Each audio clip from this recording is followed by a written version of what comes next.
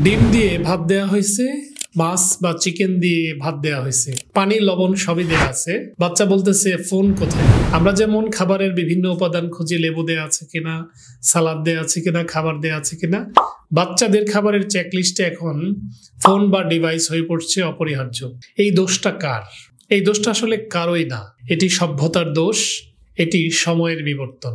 যদি আপনাকে বিদ্যুৎ বিল দিতে হয় মোবাইলে, অ্যাডমিশন ফি বা বেতন দিতে হয় মোবাইলে, খেলা দেখতে হয় মোবাইলে, মারামারির খবর শুনতে হয় মোবাইলে, আবহাওয়ার প্রেডিকশন দেখতে হয় মোবাইলে, সেই জাতির ক্ষেত্রে বা সেই সভ্যতার যুগে মোবাইল ছাড়া চিন্তা করা নিঃসন্দেহে কঠিন। তবে বাড়ন্ত বয়সে শিশুদের অতিরিক্ত রেডিয়েশন মানসিক বিকাশকে নিশ্চিত করতে, দৌড়দৌড়ি বা খেলাধুলাকে নিশ্চিত করতে ফোনের নিয়ন্ত্রিত ব্যবহার জরুরি। বিশেষ করে খাবারের সময় ফোনটা সবসময় দূরে রাখবেন এমন না, এমন কন্টেন্ট মাঝে মধ্যে দিবেন যেই কন্টেন্ট বাচ্চা দেখতে চায় না। যেমন খাবারের সময় একটা বাচ্চা খাবার খাইতেছে এমন একটা ভিডিও বের করে দেন, আপনার বাচ্চা দেখবে না। তবে এই জিনিসটা ধীরে ধীরে আপনার বাচ্চার মনে পজিটিভ মাইন্ড ক্রিয়েট করতে হেল্প করবে, খাবারের প্রতি আগ্রহ বাড়াবে।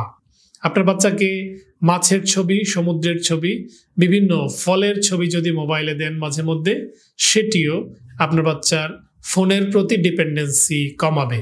একই কন্টেন্ট বারবার না দেওয়া উচিত।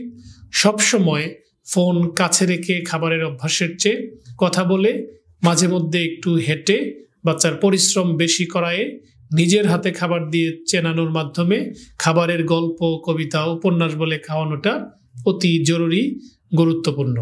আপনি মা বাবা হিসেবে, দাদা দাদি হিসেবে যখন খাবেন, পাশে বাসার বাচ্চাদেরকে নিয়ে বসুন, ওরা দেখে দেখে শিখবে। বাচ্চাদের বলে করানো বা জোর করে করানোর চেয়ে বাচ্চারা ফলো করে বেশি, বাচ্চাদেরকে দেখিয়ে দেখিয়ে শেখান। আপনার প্রিয় সন্তানের খাবারের রুচি বাড়ুক আপনার স্মার্টনেসের মাধ্যমে। ডাক্তার শফিক, আজ এ পর্যন্ত। আল্লাহ হাফেজ।